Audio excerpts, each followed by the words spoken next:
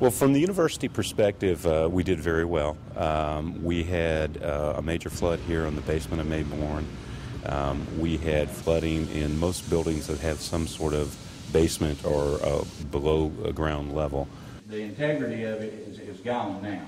But you see you've got a ground here and you've got a ground here, and it didn't burn either one of them off. We had a major dormitory flood in North Hall on the first floor there, with about 8 to 10 rooms affected. And then, of course, many of our roofs and gutters were just overwhelmed by the volume of water that came through. We're pretty much operational. We still have a numerous amount of cleanup operations going on campus, something in probably 80% of our buildings. Most of them just wet carpets that we're trying to dry out.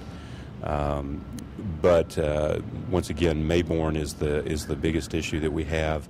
The water rose to a level that it got into the equipment, the electrical equipment. We had de-energized the building before that happened, and but we currently have lost all of our ability in our chiller plant, which is located in the basement here at Mayborn.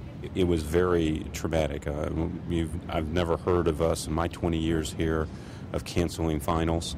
It's almost a sacred time, you know, and we canceled finals, so that kind of tells you the trauma that we felt as a city and as a university.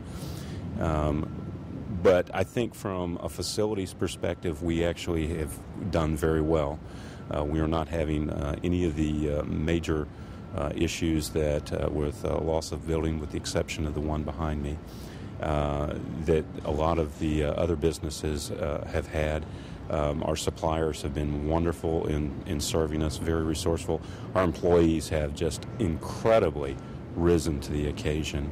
Many of them leaving houses that had water.